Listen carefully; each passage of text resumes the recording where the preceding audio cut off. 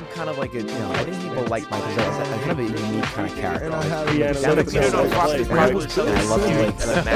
love You just see how games and possessions how they mean more. I'm not putting him on. I think the U.S. is going to all of a sudden. Welcome back to another episode of Nothing But Respect.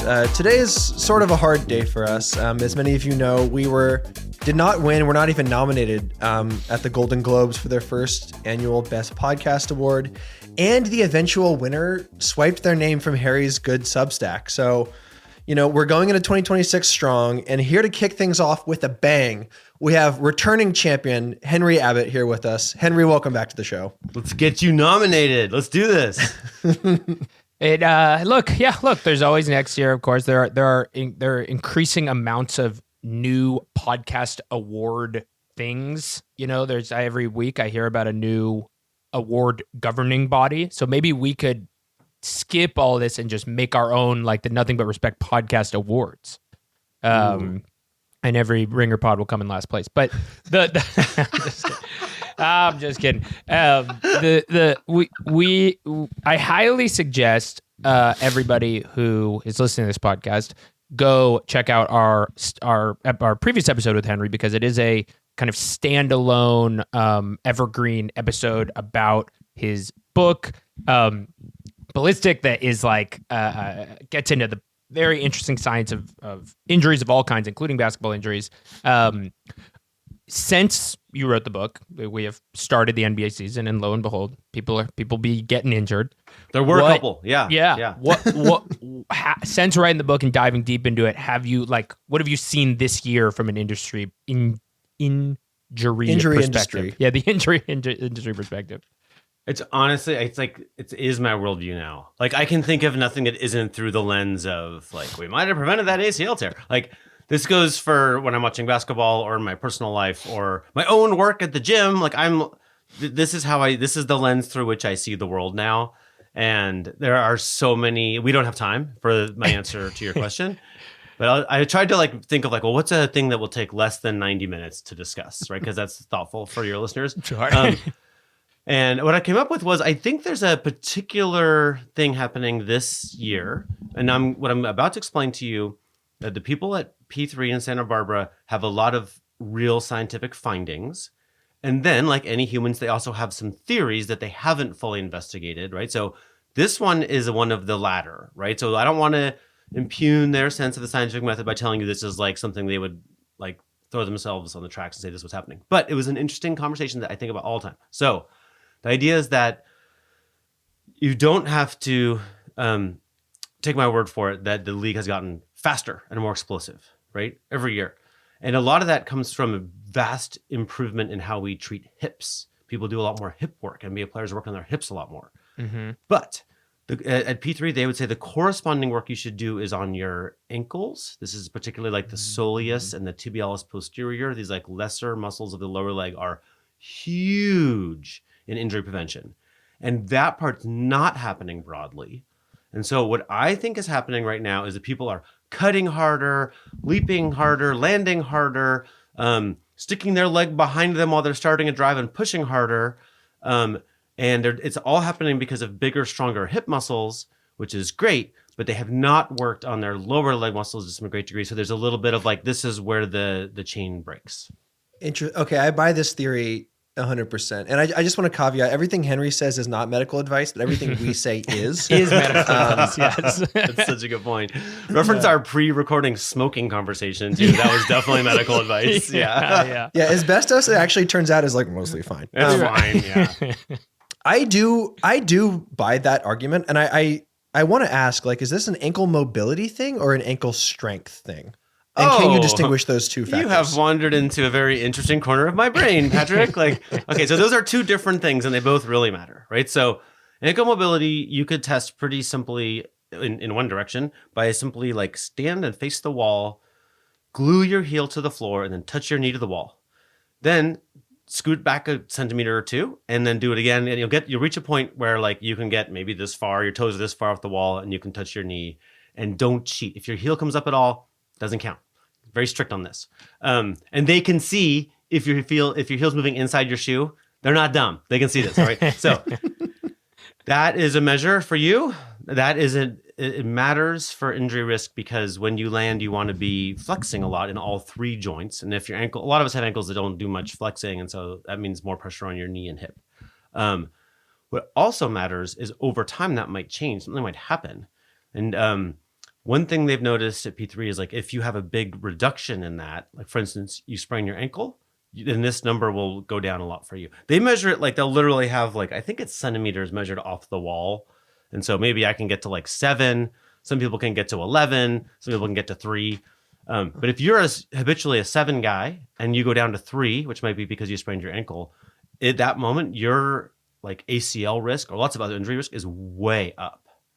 Mostly because you're just not landing how you land, right? You're not landing in a way, you're not giving as much in your ankle, but also something's gone awry, probably neurologically, in just like how you move. And that's never good, right? That's never good. Right. Then the strength part is very real too, which is basically like how high are the quality of your springs? Like you're going to land and you're going to bet on, like our naturally occurring bounciness to save you from like the raw force of collision is enough to like sever your spine. Like just landing from a jump in a basketball game is enough to break you in half. So you're counting on these springs. It's like, how good are they? It's like, well, it depends what position you land in and which springs you're counting on. It could be your Achilles, could be your calf, could be your quads, could be your glutes, could be a million other things. If you land on your heels, you're counting on just like the bone the bone of your lower leg pushes that force straight into your knee where you have ligaments and stuff. So you want to get in these soft tissues. The soft tissues of the lower leg that I was talking about, the soleus and the tibialis posterior, which are like subtler lower leg muscles, they hold your heel in the proper position for a good landing. So you're more likely to pass the force of landing from the ball of your foot and cleanly into the Achilles, which is like this beautifully strong rubber band, and then into your quads and into your glutes. So when you work out those 2 things, which I think we're under working out in the NBA, you're more likely to land with like a good, strong, rubbery landing into the soft tissues rather than some wackadoodle shit. Like, if you land on the side of your foot or just sloppy landings, this is where injuries occur. God, we had this experience last time, but it's like talking to you about these injury stuff, it makes me think that me, and more importantly, probably the NBA, is like truly looking at a sliver of the picture. Like, and even just the hips thing, like, because there is this, just using dumb guy logic, the medical science investment in the NBA has gone up, and so have injuries. That is confusing. Off rip, it's like, what the hell? Yeah.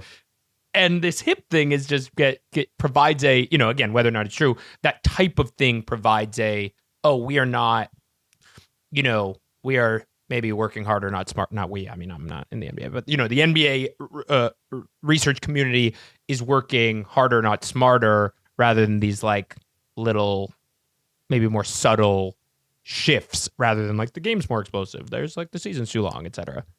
It's like we have to find ways to strengthen the tibial postialis. Was that the muscle, Henry? No, but that's close enough. God damn it. I was paying attention. Yeah. He plays. Those are very similar words. You can call it the shorthand, like to his friends, they call it the post tib. Post tib. It's kind of cool. Yeah. Sort Mike of Brown. the 25-26 Knicks. God damn it, you beat me. Okay,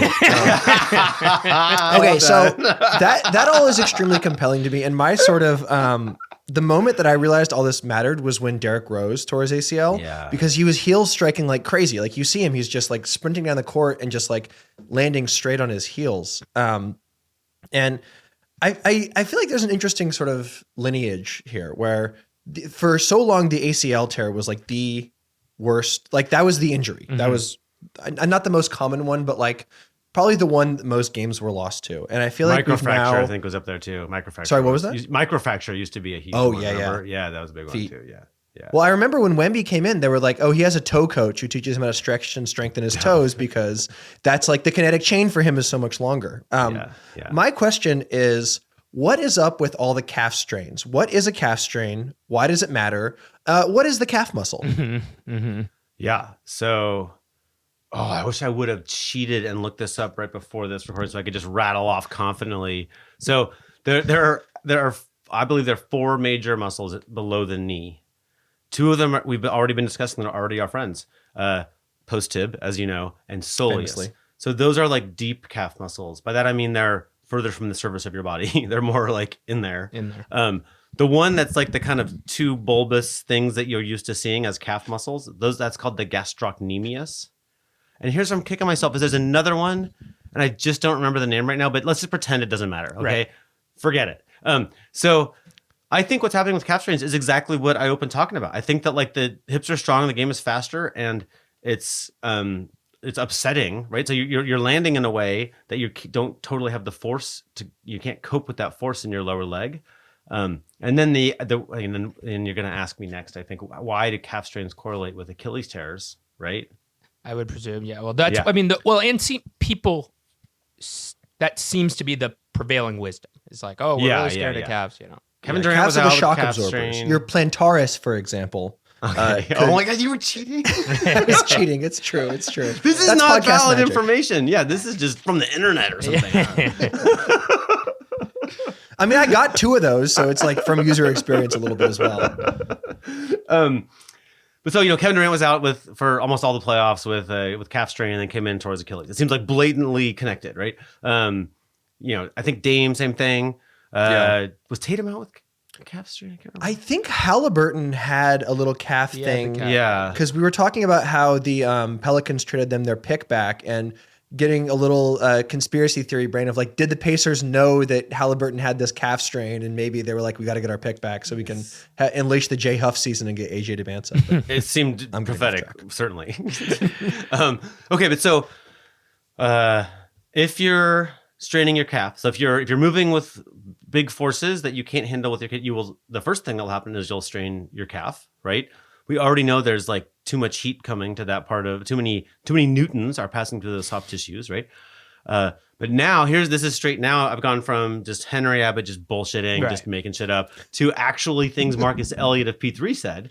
He's like, look, there aren't very many Achilles tears in the NBA, so they don't have a good data set to really study it, right? Their numbers like in the single digits of all. They've studied 1,000 NBA players, more than 1,000, but they have like 4 Achilles tears. And the people, if they go to add Division I, they get up to like 10 or 11. It's just not. There will be no scientific conclusions for them on what causes Achilles tears.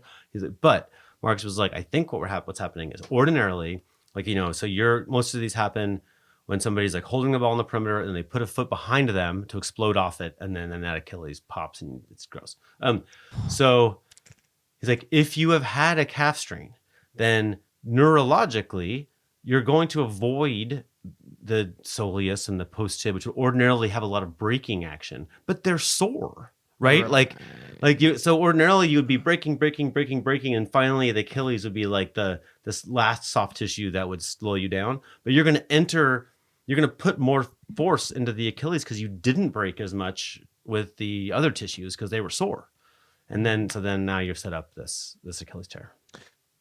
So neurologically, you're saying basically that like that to me opens this fascinating portal to all this where like it's like it's not your conscious brain. Like your conscious brain is thinking like, okay, are they like going to ice this pick and roll? Yeah. It's like literally like your subconscious mind is saying like, let's avoid the gastrocnemius on this drive, King, and like just use your foot. It's fine.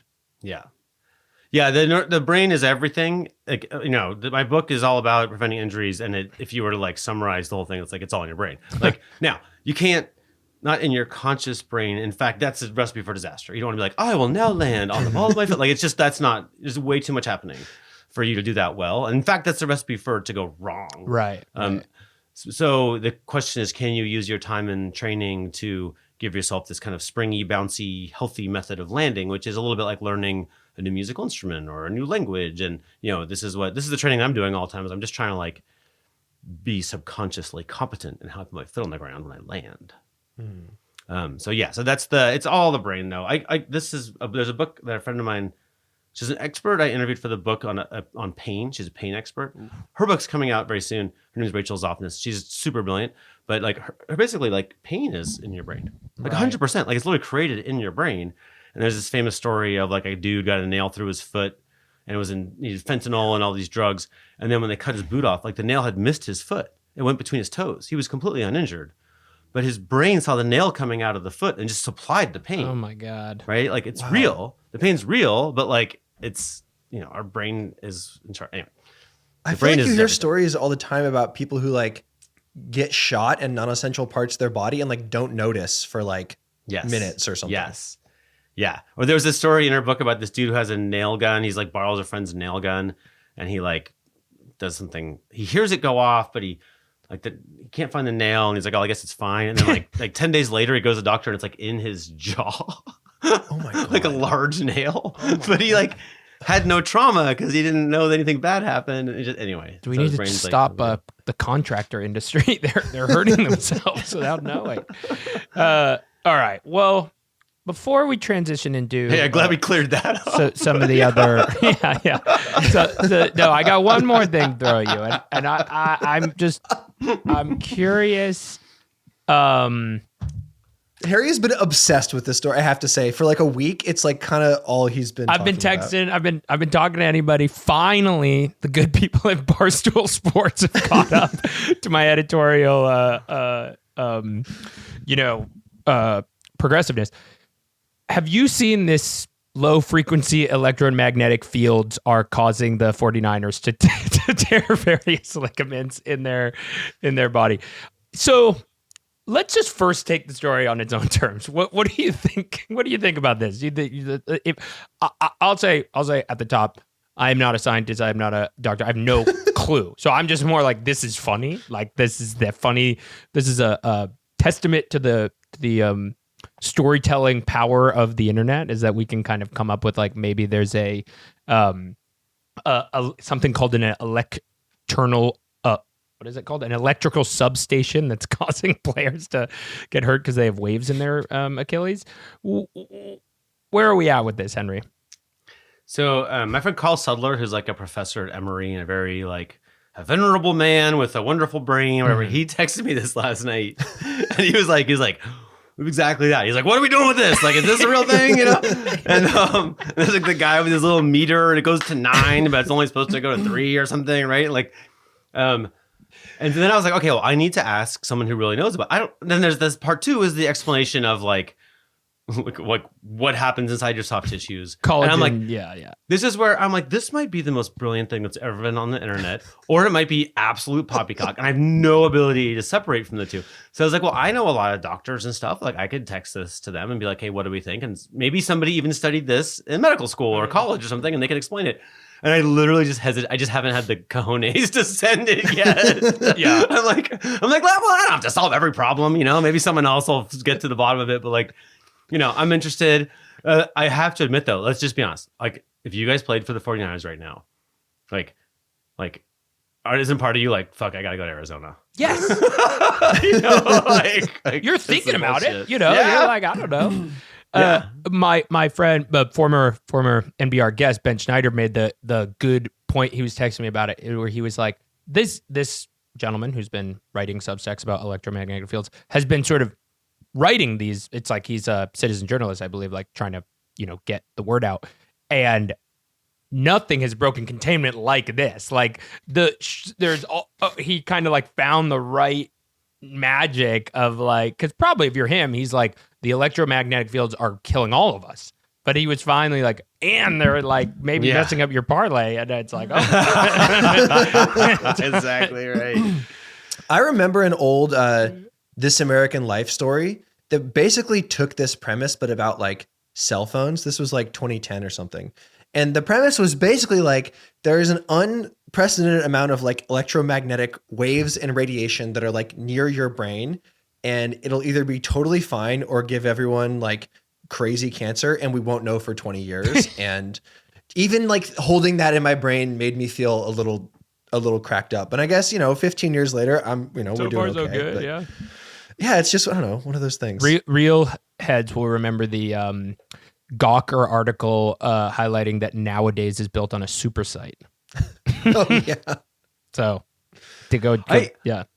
The thing that also was on my mind about that was, okay, let's just, I don't know the name of the guy here with that story, but let's just like tip of the cap. This is an inventive, clever journalist who was smart enough to take a machine, I don't know which one, and like make a video of it next to the thing. And like, the world that I envision, I think is the one that like the founding fathers envisioned, where it's like, this would be a journalist who has some fucking access. Like, Yeah. that dude needs to walk in there. Yeah. We need to get the measurement where they practice. Like, we live in such a strange time and place where, like, this guy who's probably written the most interesting thing anyone's written about that team all year is on the sidewalk in front of the building because no one will ever let him in. Right. I'm just imagining this is like an interesting conceit for like a vaguely Pynchon-esque like novel plot where this guy is like, I have to measure the electromagnetic radiation at every point in the stadium and practice field. And so to do so, I'm going to embark on a 10-year quest to become a credentialed beat writer for the San Francisco 49ers. So he's like, before I realize my passion project, I have to get into Northwestern journalism school. It's just a small step. Yeah. That's so funny. Yeah, you're right. That's how it should go. Yeah. Yeah. All right, let's talk a little bit about Trae Young. Because Trae Young got traded last week for very little, and CJ McCollum's like, what the fuck, Harry? sorry. Or alternately, like, maybe he's a little delusional and is like, I'm so good. I just got traded for like a one-time All-NBA, four-time All-Star guy who's 27. Like, everything's looking up for CJ. Don't blame me for the CBA. And it was Corey Kispert. Who was the? Yeah, Corey Kispert. Corey, yes. yeah.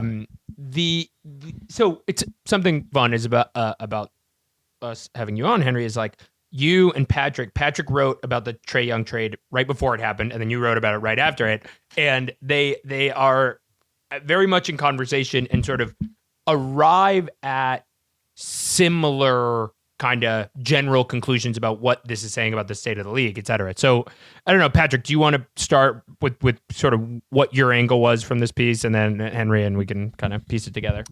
Yeah, I Wait, gotta are you say, going Henry, to declare a winner, Harry? we will be giving grades out after. Yes, I will say who I'll do the what's it called? Around the horn.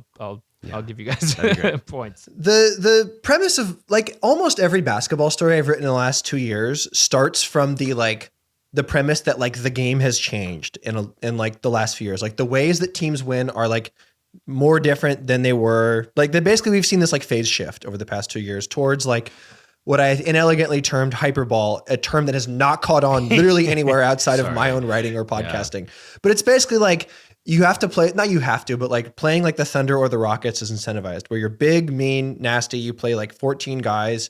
You grab every offensive rebound. You're just like sprinting at all times. And that relies upon sharing the ball a lot. It relies upon playing defense like super hard, like, harrying ball handlers and stuff. And that basically Trae Young, the player, has like not gotten really like meaningfully worse. Like if you look at his numbers or watch him, the stuff he's always done, he's like, he's never been that good of a 3-point shooter, but like brilliant pick and roll passer. But essentially that the game has changed away from that stuff mattering as much, that like his defensive liabilities specifically are more crippling than his offensive skills are good. It's basically that like the stuff he's good at matters less and the stuff that he's bad at matters more.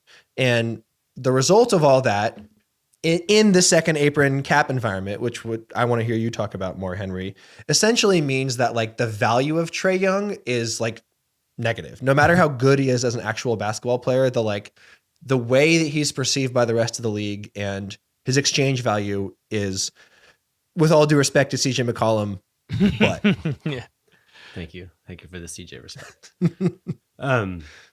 And what was your angle? We arrived at basically the same conclusion, but you took a different path. Every single thing you said, but I would just add like some dumber points. Dumber point number one is that the reason teams are watching the bottom line right now is because they just spent too much fucking money. Like they have more money under the salary cap to spend than ever, but they spent vastly more than that. And so it's not so much that the second apron is this new scary thing. It's just that we happen to be in a moment when almost every team took the strategy of the wallet. Right. And so we're just they're just having some comeuppance from that. So like they're examining now, like, maybe this Trae Young is kind of expensive for what he delivers. Right. Which wouldn't get examined, most years because it's just, And then the second one is, since the beginning of advanced stats, these like high points per game players have been the highest paid players by and large. There's a pretty tight correlation between those two lists, which was always inefficient, right? They were never the biggest winners. Now and again, there's some correlation. Now and again, there's a Giannis or a LeBron or whatever who's on both lists, but mostly those are the overpaid players, right? From the beginning, we thought Allen Iverson, he won MVP. And he's kind of the last guy who was going to be such a one-dimensional player who would win MVP, right? And we just misunderstood the game a little. And so now we're in this thing where, scoring is valuable. Scorers are valuable. But once you get a little inefficient, right? Once you're giving up, you're a little small, you're giving some up on defense, maybe now you're a step slower and your offense is a little worse, you don't draw as many fouls. Like as soon as that starts to go away, then you kind of have to be like a 6-man playing short minutes if you're going to like do that. Otherwise you can't be on a winning team. And those players tend to have massive salaries. So all that together is just like, what a piece of shit, right? Like it's just not someone you can have. Yeah, Like, get him off my team. Yeah. Yeah. No, all of that makes sense. And one of the things I see when watching the Warriors and sort of some of the struggles of this year is like the quote unquote margin of error seems so thin for them. And Trae Young sort of creates that situation as well. Like everything needs to be going right. The floaters need to be hitting, he needs to be making these kind of really difficult passes that then are going to the right people. He needs to execute like, double switch the switcher so he stays on Lou Dort. Like it just all needs to be humming like perfectly. And you just don't need that. Yeah. Yeah. And like my ideal NBA is a one where like guys like Trae Young can be stars. Like there's this sort of the dark side of this like new meta that we've been kind of talking about is that like it really is like the biggest and fastest guys are like excelling more. Like someone like Tari Eason, you'd look at him as like a center 5 years ago because it's like this, we're in this very skilled era, and a guy like that like shouldn't have the ball in his hands. And it's like it's sort of a bummer that the arc of basketball is long, but it just bends towards like being tall is good. And that's like fine. It's just kind of less interesting, I guess. And so I part of me does hope to be proven wrong about this. Right. Like I would love to see, cause he's such a brilliant passer. And like, I do in my wildest moments, I do think that he can still maybe become an all-star at some point again. But just like the thing that has always been concerning about him, the thing that's changed over the last 2 years, he just doesn't get to the rim anymore. It doesn't score because he's just like kind of too small and not athletic enough. And like at the end of the day, like that's not going to change. So, and it's, at his position and size, he probably just has to, right? He has to be a wizard of getting to the line. That's just how the math works. Yeah. Right. People are so good. The league is so competitive. It's a good problem to have. But also I think we got, it used to be that there were really big, super unskilled, immobile players who did okay in the NBA. Right. Mm-hmm. And then it's complicated how it all went, but Mike D'Antoni and Steph Curry like kind of made those guys just complete dinosaurs. Right. Yeah. So they're gone, and they're pretty much still gone. Right. But now we do have like these Tari Easons are, they're big and strong and super mobile. And so they're kind of the antidote to this 3-point era combined with the league saying we're not going to call fouls anymore. Right. So once you put all that together, it's like, okay, now we're in this mode of what's the name of the Raptors have a two-way player who they just played a bunch last night, and he was super good. Jamal Shed? No, but he hit good the game guess. winner last night. Boyles. He went to CMB. He went to FAU and then Florida State, and then they drafted him like in the second round this year. And I'm totally blanking on his name, but anyway, but he's only like 6'2.5" or 6'3", but he's an absolute dog. Like he's just like a fighter guy, right? And like he like was tipping balls away. He guarded everybody really well, frankly. But anyway, Elijah Martin? Elijah Martin is exactly what I'm talking about. Oh, yeah, he's go fun, watch watch Crunch Time and just watch Elijah Martin. Like it's like he owned the game, even though he's like this 6'2". So I think we do want the game to be about skill. But everybody got nervous that it was getting too soft when it was about Steph's skill, right? So now it's about Elijah Martin's skill, right? Which is, I don't know, maybe that's a better league. Maybe it's a worse league. I don't know. But it feels like we're still at least not in like just big people standing under the rim and clobbering each other. Like that seemed kind of a little basic. So I'm glad that it's about athleticism and mobility. And most of these guys can shoot too, which is just amazing. They are skilled. That part is the weak link. We talked last year a lot about the kind of weak link theory. And I do think there's this compounding effect to a Trae Young where the meta used to be, and it still is, it's just way harder, like hide Trae Young on the fifth best guy. As that fifth best guy gets 10% better, 15% Yeah. better. Yeah. That hiding is less and less effective, and the offenses are better at getting the switches they want. Like it's just you are barbecued. You are just like exposed as Trae Young. Yeah. And you're not going to be a team that guards 94 feet, right? Like Totally. That's a good if you point. have like, this is true of like the Cavs have Donovan Mitchell, right? They're not going to ask him to do that because his effort is too valuable on offense. Right. But that means the other team's point guard, which has terrible nights, getting exhausted. Like Jalen Brunson in the playoffs, right, was just exhausted against the Pacers, right? Because Andrew Nembhard was in his grill the whole time, right? Super effective, but the Cavs can't do that, right? And the whatever team Trae Young plays for can't do that because they've got a Steve Nash type player we're just going to rest him as much as possible on offense.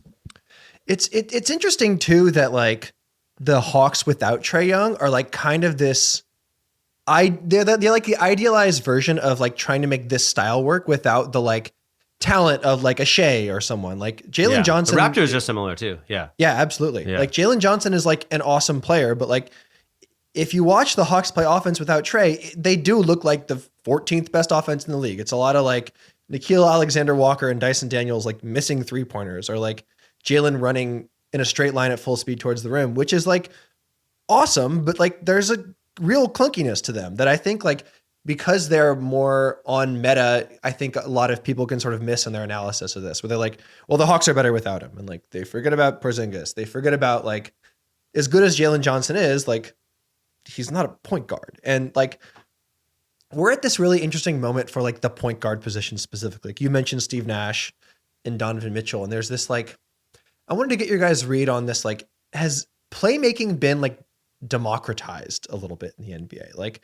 I'm thinking about like the Wolves here as a case study, the Blazers as a case study, like two teams that like kind of don't have Drew Holiday's back now, but like they don't really have a point guard that like starts where they like bring the ball up past half court and like run a pick and roll and throw a pass that starts the offense. Like, what do you make of basically, is this theory correct? And like, is it cool? If so, is it cool? Yeah. Do you like it?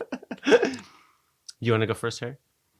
Sure. I buy it. I think it's definitely. You had the phrase democratize playmaking in your piece, and I totally agree with that. I think there's something here. I want to try to weave in what Henry's saying about picking up full court because I think that is very interesting. Which is like it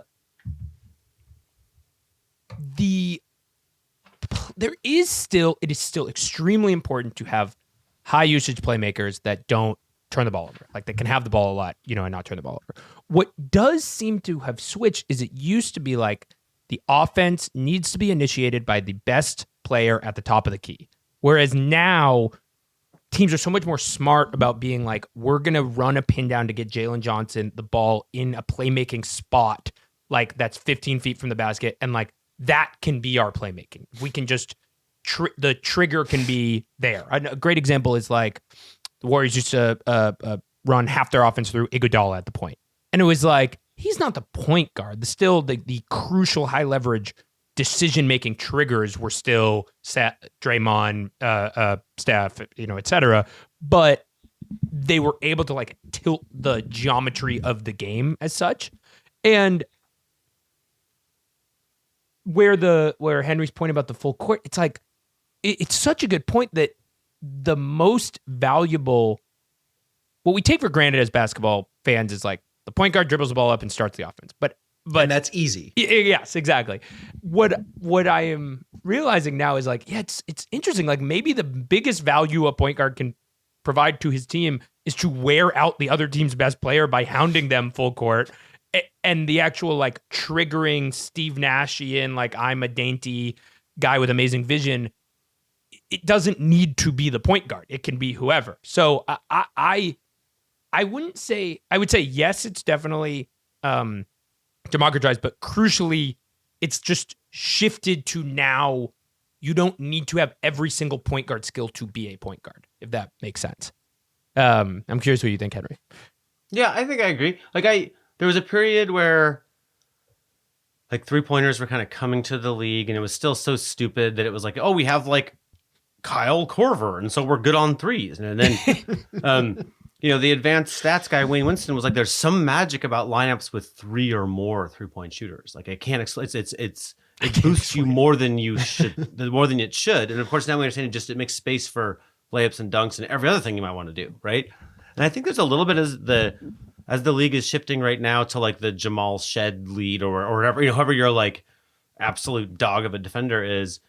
I think there's a similar thing there where I think like 3, 4, 5, 6, 7, 8, 9 is these are profitable numbers of like real deal hardcore feisty athletes to play at once. And so a lot of teams have 2, some teams have 3, 4. But if you're playing a point guard who's a little Harry, what was your dainty Steve Nash, dainty man with vision? Yeah, like yeah.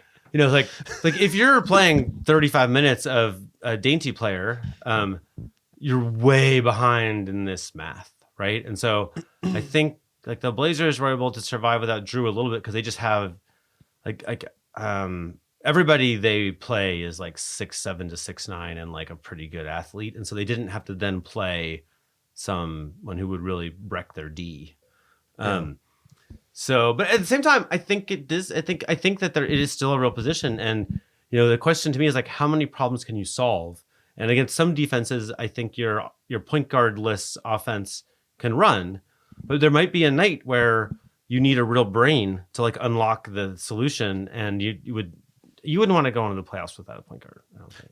Yeah, and like I talked about him last week, but as the world's biggest De'Aaron Fox fan, it is so like you will watch him have these games where it's like 20-4, which in a league where 4 guys are scoring 30 is not like the gaudiest scoring totals, but it's like he just will reliably beat his man every single time and create an advantage, and that shit just matters. And like I think when people talk about like pure point guards in a sense, a lot of times it's like someone like Josh Giddey, and what they mean is like someone who can't shoot. Exactly. And like you basically can't get away with someone having the ball on the perimeter who's not a shooting threat, because like as someone who watches a lot of Russell Westbrook in 2026, guys will just stand 15 feet away from him and your spacing is just dead. So like you have to have like, it's like the flow chart I think almost has to start with like, can they make a shot? Can they make an open 3? And then like everything kind of descends from there. So it's like maybe one of the reasons why like Ant is such a good point guard, quote unquote, this year is like that he became Steph Curry from 3, like more than his actual passing. Yeah, and like the guys like him, and I think Devin Booker kind of fits this as well, which is like your job as a playmaker does become a little bit easier if you are so good offensively that you necessitate a like super hard hedge double from on any ball screen you basically have, because that like little dink to get a 4-on-3, 3-on-1 or whatever, like that's a much easier play than say, LeBron James 3 dribbles, like whipping it across to the corner for, that's a different level of playmaking. But have you seen this app that they had at MIT Sloan for a while, but they hand you an iPad and they say, hey, what's in the play goes for like 2-3 seconds. It's like the beginning of a fast break and then it stops. And then they're like, what's going to happen to end this play? Right. And oh, cool. Us fuckers get like 50% of the time. Right. It's like multiple choice, but NBA point guards get like 90% of the time. Right. Wow. I'm like, and because they're seeing a little something, and like this guy on the left wing is faster than the one who's running with them or whatever. They just, and to me, like that's so, or there's this, I'm going to connect this now to like Popovich has this line about young Kawhi where he's like, he learned that we don't run a play so he can get a bucket. We run a play so we can get a bucket, right? Like, so to me, like this point guard job is to represent that ethos on the court and to like understand what 10 players are doing all at once in these instantaneous moments and just like up the odds that the open guy gets the ball, basically, right? And and so much of the game is broken play, frenetic activity, and just having this incredible brain. I love this. Kyle Lowry. There's this somewhere in the Troop archives is an article called like scoring is 0.25% of the game or something. Where basically like it takes like a few seconds to score a bucket, but you're doing all this other stuff. In that, Kyle Lowry can't jump very high, but there's a moment where he jumps in like with like 10 seconds left in the game, some close game, some playoff game.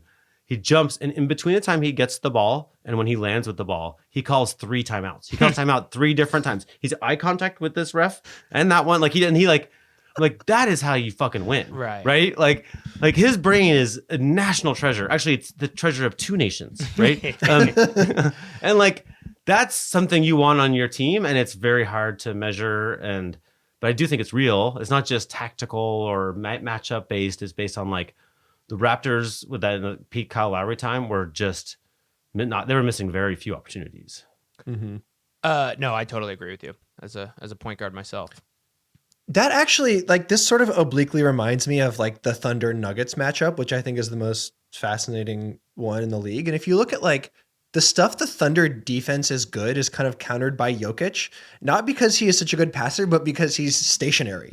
And like the Thunder are like built to basically destroy like the pick and roll by like applying pressure in all these interesting moments. And like, it is sort of fascinating that like the Nuggets have basically solved that by like not dribbling the basketball. We don't do that. Way. Yeah. No, yeah, it's true. It's it's like imagining the like load bearing analogy, except the load, like it's like running into a stationary Jokic. Like that guy's not going anywhere.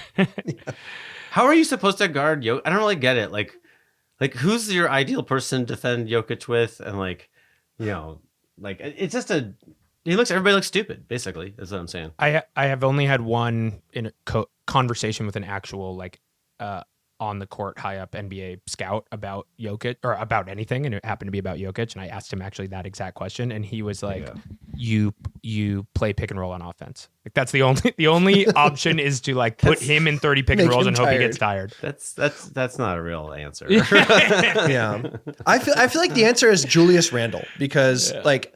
As former guest Eamon Whalen and like insane Wolves propagandist will always point out, the best defender on Jokic was Cat.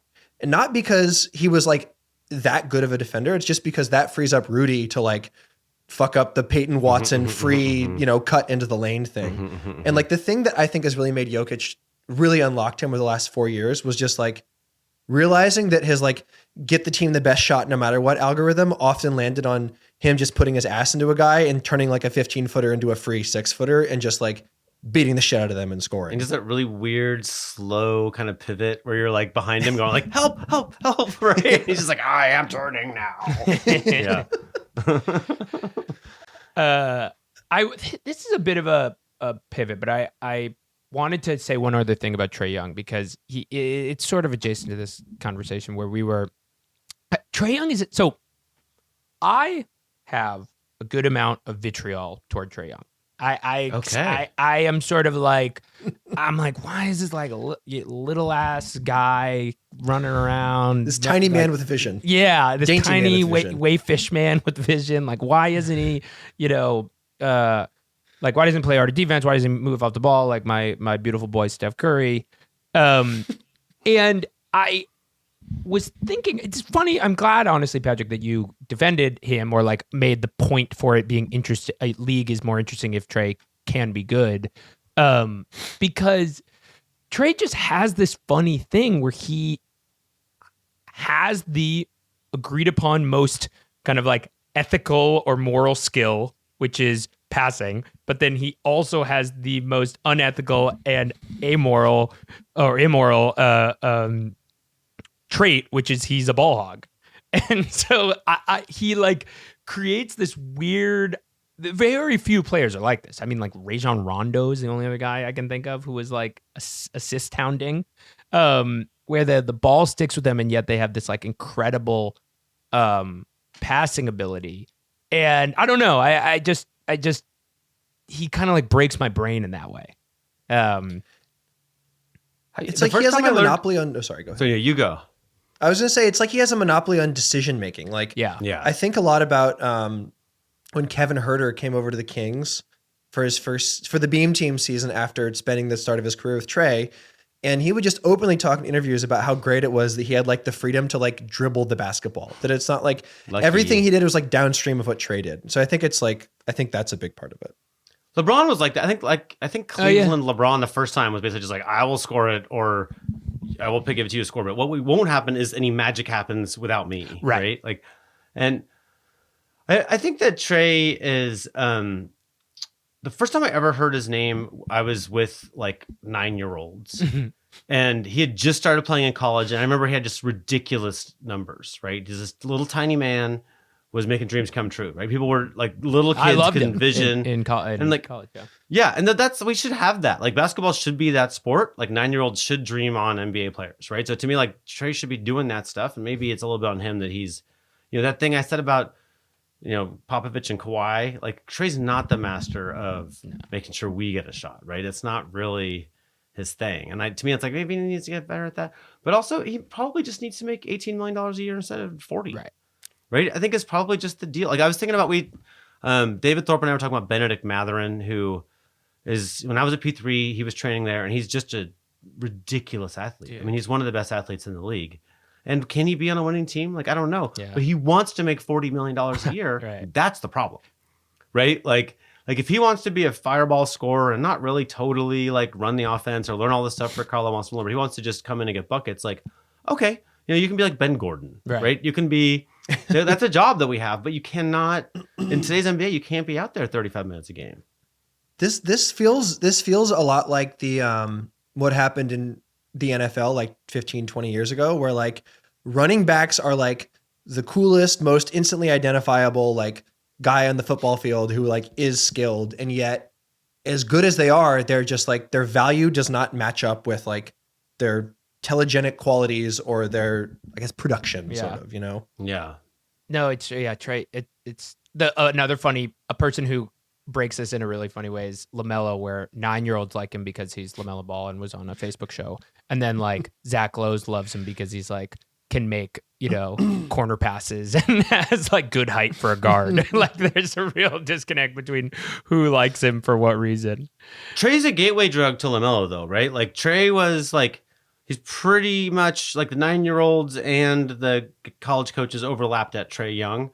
And then LaMelo is like, I mean, we make fun of LaMelo because there's an actual NBA player where he actually was so not into defense that he like wiped the bottom of his shoe with his palm to like get the lint off or whatever. Like in the middle of NBA defense. Like, he's so perfectly attuned to a highlight reel, right? Like LaMelo makes a highlight reel every game and his team just sucks because of him, right? And like, Trey's not all the way there, but he's a little bit there. He's heading that direction. It's like there is this interesting confluence, both like stylistically and honestly geographically, with like Trey, LaMelo, and Ja in this like southeastern nexus of angst. Mm-hmm. And it is funny that Trey basically like stayed in the same region there. I do. We'll talk about Ja at some point later, but like it's such a bummer. I remember when the Grizzlies were playing the Warriors tough in the playoffs all those years ago, and thinking like, this guy's the future. Like, if this is what the NBA is, if this is like what Vince Carter should have been, thinking all these crazy heretical thoughts, and like, it's like his inability to shoot a jump shot or score away from the rim is like, unfortunately, that's kind of important. The telegenic thing is such a good point about the, and it's like, do we as a league, do you only want that? I don't know. It's interesting. Let's start pitching big ideas so we can get out of the I was gonna talk a lot about Monte Ellis, but we can do that another time. He was on my mind all day. All day he's been Monte Ellis on my mind. Yep. Just because there are these players that kind of represent the shifts. I'll just quickly run through my list. I had Roy Hibbert, Al Jefferson, Monte Ellis, and Trey Young as people who like kind of were like one era off, or like they represent the like their skill set, just the bottom fell out of it being useful, and they're like we're doing what you told me to do when I was 15. Exactly. Yeah. And now you don't like it anymore. Yeah. Can I make an even more oblique point that this sort of reminded me of? Please. Are you guys big soccer people? Passable. There's this, the best team in the Premier League right now is Arsenal. And they play the ugliest fucking soccer I've ever seen. Their goal is to win every game 1-0 off a corner kick and just like possess the ball. Their most important players, their center backs. And like what this kind of got me thinking is that like the act of scoring a goal is so hard and impossible in soccer that like defenses, given sufficient organization, defense will always sort of have this like advantage over offense. And right now that is like more true than it's ever been. Like if you watch the Premier League right now, like not a lot of teams are playing like very exciting, attractive soccer. And I was talking to Billy Hazley, our soccer editor, about this, and his point was basically that like this is due to the professionalization of the game at the lower levels, where like patterns of play and offensive sequences and stuff are now drilled in like what the correct move is. But like those great moments of style that we think about are often due from like players who like learned the game in a more idiosyncratic way and can just like, they're like a bucket, like they're Monte Ellis. Right. Like they can just break a defense down and go do something crazy. And I think when a lot of people talk about the like how the game is worse, it's this very like cranky, reactionary thing about how basketball is ugly now, which I totally don't agree with. Essentially what they're saying is we don't have like a Monte Ellis type figure. Like those guys matter less, where like you can just go do cool moves and score a bucket. That like scheme has gotten so complicated that like guys like that can't exist anymore. So just from a watching the game on TV, which is like my main lens into this, like, I don't know, something to think about. I think the game's just so much better. Like, it's just that like Monte Ellis could break bad defenses, Right. you know, and like Yeah, exactly. like there's tons of people at Monte Ellis' skill level now, Right. but they just don't get 30 a game for that. You get 11 a game for that, right? Yeah. Like that's Ben Matherin. Like, you know, like this I is was like gonna there's tons say, of guys like this. It's just like they just don't stand out anymore because the defense is better. Yeah. Same, you know, probably the same thing with Arsenal, I guess. I don't really know. Yeah. But my grandfather was a big Arsenal fan, so I gotta go. Like, Come on, you Gunners. Arsenal's doing it right, Patrick. That's the main point. I gotta Yeah, say. yeah, exactly. I haven't seen a game all year. You're not missing anything. I'm supposed to. Yeah, I'm actually also. I'm supposed to ride for the Gunners based on my old roommate Eli was a big Arsenal fan. But So, fuck him, you know. Yeah. Yeah. sorry. All right, let's talk. Let's talk about.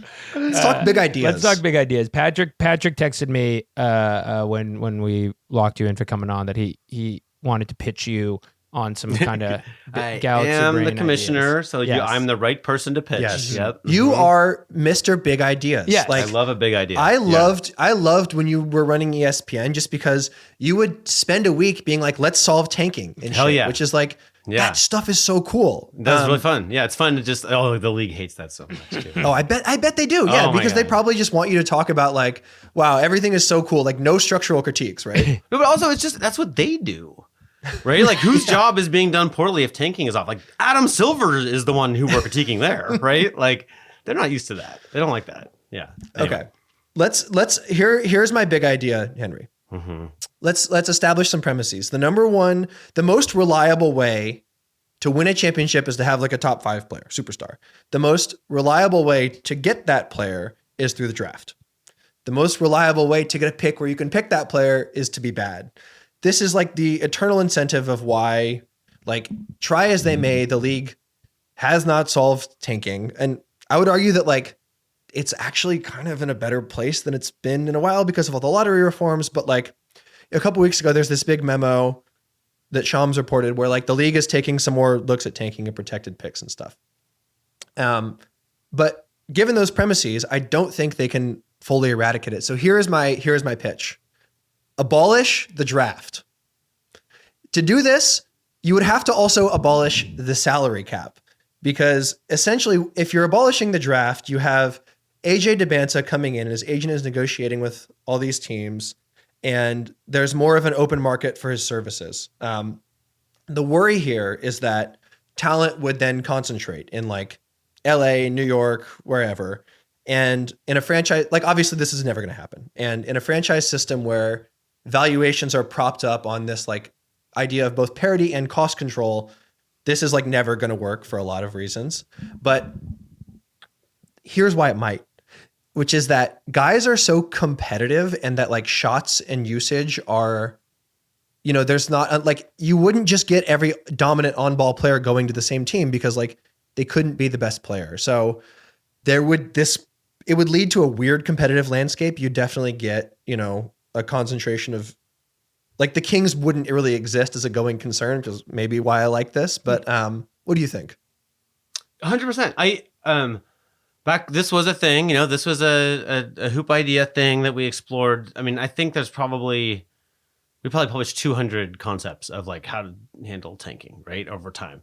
And one of the avid readers of that was Daryl Morey, who would, you know, he didn't want to be on record, but he would call with like the correct view. You know what I mean? Like you're kind of like this is how it is. Like, and there was, I mean, to his credit, there's nothing he hadn't studied really deeply, right? Right. But Daryl settled on what I think I settled on too, and maybe it's because he told me to settle on it. but basically, like he's like, you know, the only way to fix it. He's like the problem is like just like you laid it out, Patrick. Like you're never gonna stop Wemby going to a bad team.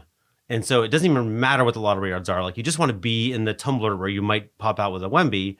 And like, that's going to cause tanking, right? It's going to cause not just, we think about tanking. I don't know why we stupidly talk about tanking as a second half of the season thing. It's a multi-year thing, right? Like it's like, you if you're bad for like the Thunder were, for like, you know, really terrible for 2+ years, then like you will get good players, right?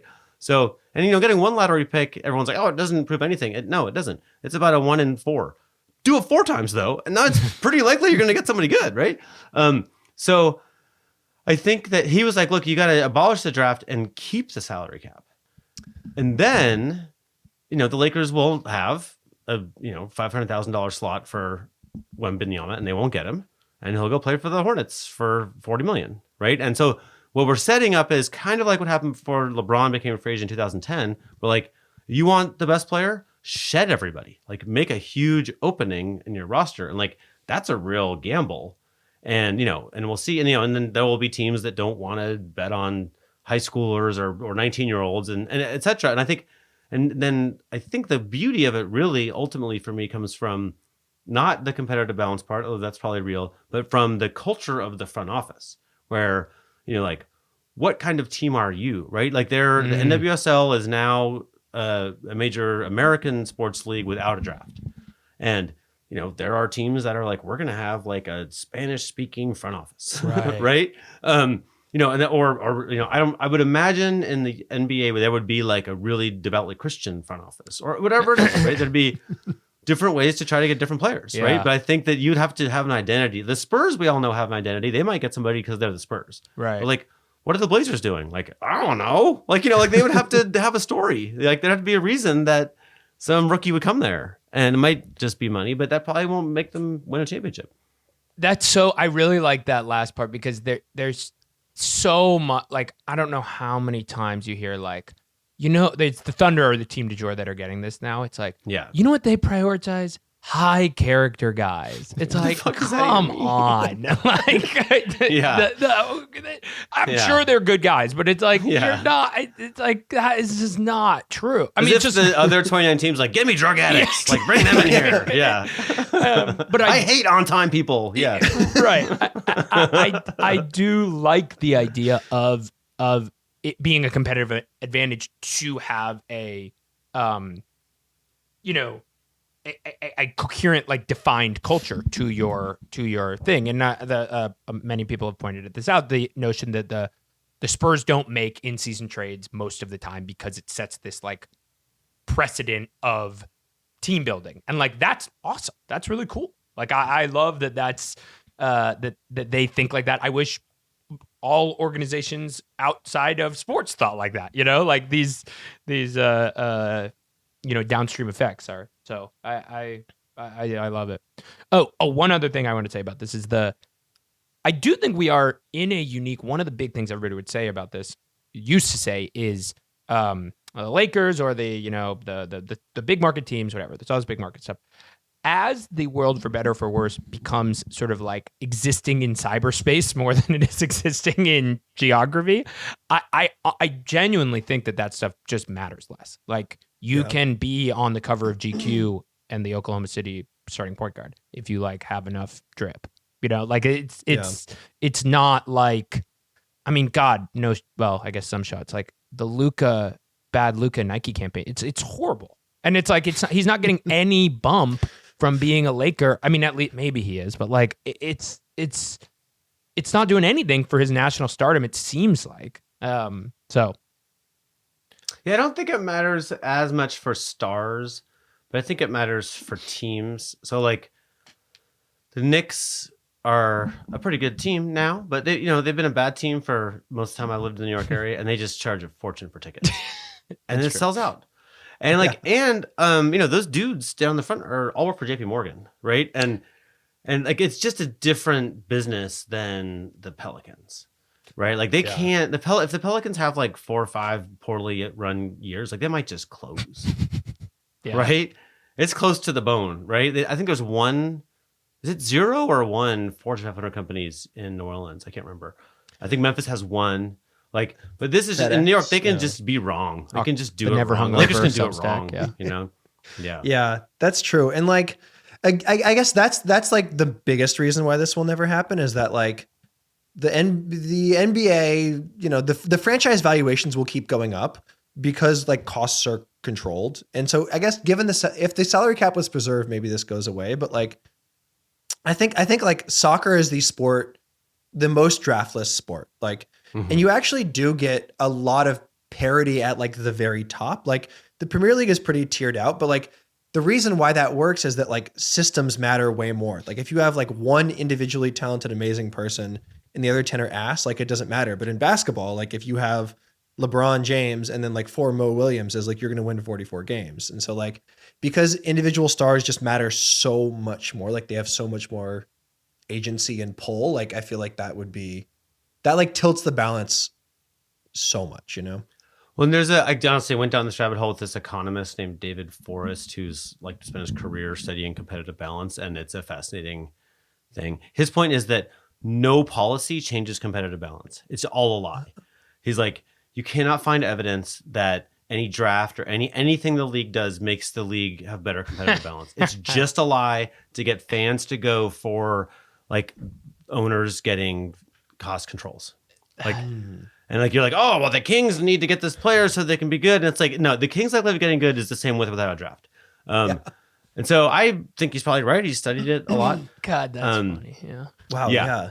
Yeah. But I think there's like Daryl's a little bit poking at that theory with his like, no, if we had no holds barred, keep the cap, but let the players go wherever they want. At least to me, I just like the idea that, I don't know, like LeBron is from Akron and the Cavaliers need a player like that. And he went there and there's like a gift to humanity out of that.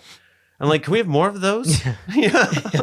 Well, this gets back to my other draft theory that I've shared here before, which is that I don't think the NBA fixes the lottery, but I do think they should. There should be a council of like 9 neutral observers who are like, you know what, we've crunched the numbers, and like we do think Darren Peterson should end up in Brooklyn. Right. Yeah. Like that's like the spiritually correct outcome. And so tanking would just go away because there's this council of elders that makes all the draft pick decisions. So all you have to do is, This it's is like how again, they you're pick the showing Pope, off your like that kind of a thing. Yeah, exactly. Yeah, I want a sort of ecclesiastical bent to this. Cool. A conclave. Yeah.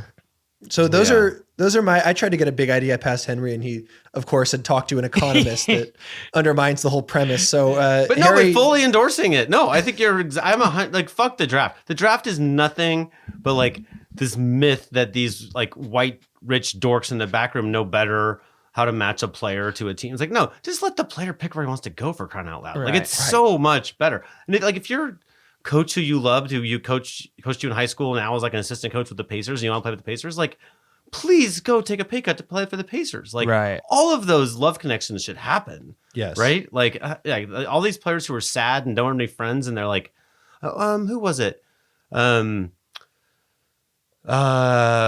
Corey, what's his name? Corey, who played for Florida State and talked about Timberwolves. Corey Brewer. Corey Brewer, I think I'm right in saying, like, had a horrible injury.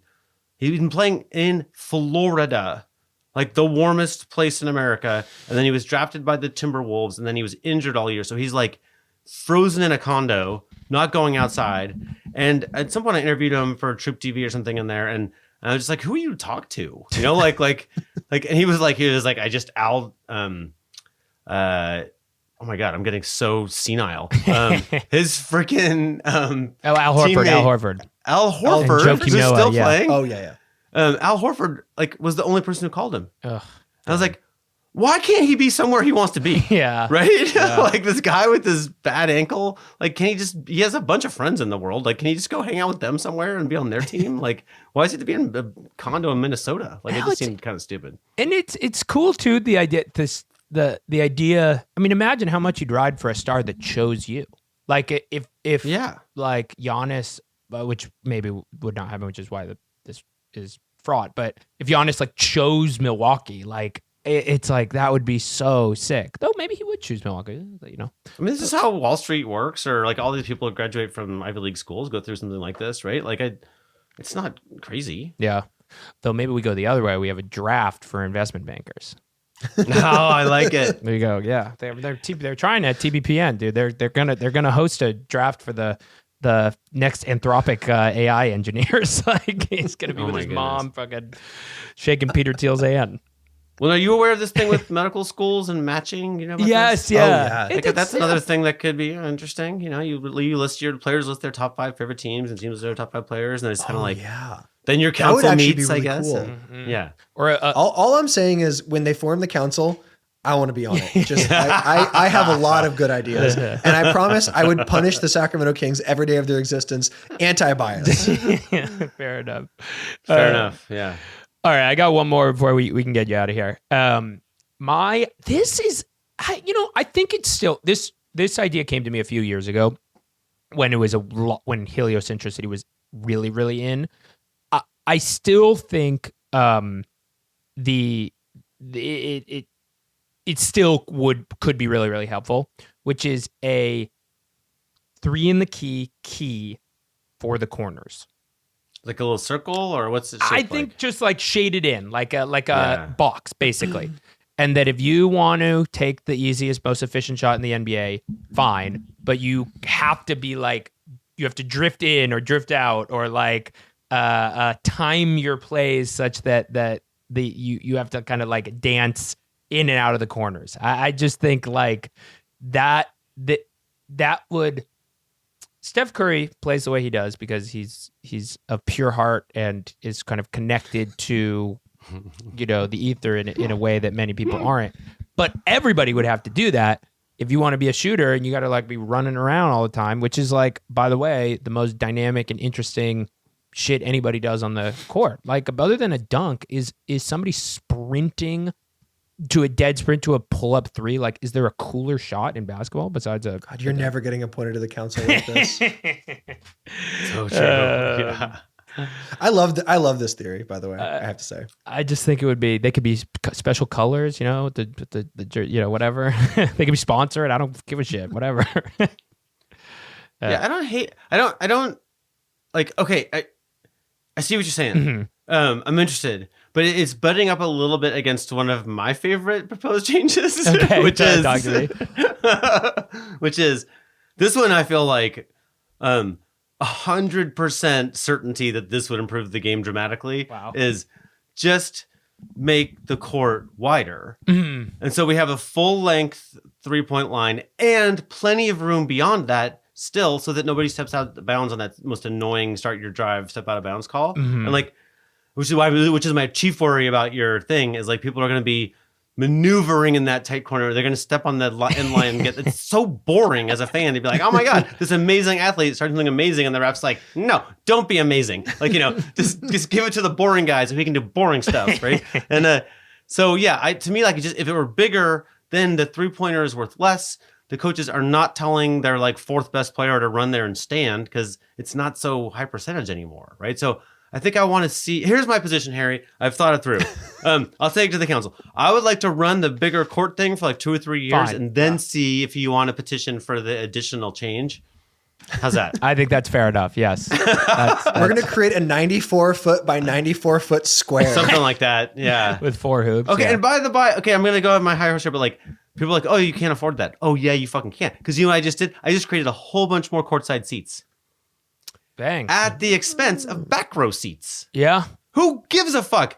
They're not even sitting up there in half the cities. Like it doesn't, we're throwing away trash. This is like, there's a, some comedian has a joke. He's like, pig is an amazing animal. It takes garbage like apples and turns it into bacon. It's like, but like, I feel like every city now has NHL ready arenas too. So like there's room in every arena for this. Just make it a little bigger. Like it's not that big of a change. Here's a bad idea. What about non-standard often non-rectangular courts where like a like home baseball court kind of fields, advantage, like home court. yes, yeah. like exactly like baseball fields, where it's like in New Orleans, the corner is like really tiny. In Boston, for some reason, it kicks out like a triangle. Because something I like about baseball is it's like it's wooliness, where like the stadiums literally are all different sizes, and like it's like the Mariners should invest in pitchers more than hitters or whatever because their park is huge. I'm for it. Again, could never happen, but would be so funny. Yeah. When I played in 8th grade for Oregon Episcopal School, we all knew, like I was a new player on the team. They're like, oh, when we go to Portland Christian, you got to watch out because they have pillars in the court. I was like, I'm not sure I understand what you're saying, right? But like Pillars where? their gym fully fucking has in the middle of the basketball court. Like, Wait, in the center of the court, like there's a pillar? in play, yes. Like it Did you was ever- absolutely astoundingly dangerous. And I think I might saying that Michael Doliak went to that high school. But yeah, I remember just being like, we can't. This is not okay. Somebody Just needs imagine getting a steal and trying to rip a cross-court pass, and it just bounces 10 rows into the stands off the pillar. They would set picks with it, right? Like you're trying to guard. You're course, just like, yeah. yeah. It was big too. It wasn't like it was like a. I think in my memory it was tiled. It's like this. It was a big pillar. That's the most dangerous thing I've ever heard of. That's yeah, so funny. yeah. But that's a home court advantage right there. That's a talk about Fenway's triangle or whatever. Yeah. Put a fucking pillar in there. Yeah, that's how the home team wins. That's I was only thinking in 2 dimensions. This is expanding. This is expanding everything. yeah, I'm sure it's not like that anymore, but you know, God, I those hope- were the days. yeah. Yeah. That's so funny. They should play on a tilted court where it's like you have, you know, if you're going uphill in the second half, that's tough. So you really got to build the lead big when you're playing downhill in the Yeah. first half because it's going to get harder to score, Oh, you know. I mean, there's Well- there's no, yeah. I'm gonna spread rumors here. Like, but somebody told me that in soccer, like it's regulated how long. I think I'm right. How long the Yes. field is, but not how wide it is. Yeah. Like it's just like, oh, this is just a narrow field today. I'm like, what? Yeah, that's crazy. Are we just doing The that? European mind, dude. Like they're just doing everything. Like you have It's some so player who's really good out there, but now he's not out there anymore. You know what I mean? Like, No, Anyway. it's wild. All right, Henry. This was so fun. This was Thank you for awesome doing as this. usual. it's good work, lads. Yes. We've done good work We- here. we Did really- anybody like if did we unmuddy the waters on a single issue? If you feel like, Well, no, the injury stuff was like extremely incisive, and we were like naming muscles, and then within half an hour, it was like, I don't think point guard exists. I don't think that's real, or maybe not. everything in the second half is like, no, the council's just going to decide that. Yeah, exactly. Don't worry about it. You don't have to understand. No more calf injuries because of the council. But no, if you please, I said it at the top, but definitely go check out Henry's book. Definitely check out our episode with Henry, which really dives into all of this, and the P3, which he mentioned at the top, which is this like kind of incredible, almost mystical organization that does injury prevention work, and of course, I mean, everybody knows follow True Hoop wherever you can. Yeah, essential reading, great book. Thank you so much for coming back on. We have a thing going right now. If you sign up for a year of True Hoop, then I will send you a copy. Of the book. Dude, that's That's a a steal. good deal. Seriously. If you want me to write your name in it or whatever, I will also do that. Oh, okay. There we go. I'll write Harry's name. That's the only name I'm going to write. Yeah, From right. Harry. Yeah. Dear Harry. All right. All right. Thanks, Talk to you guys guys. later.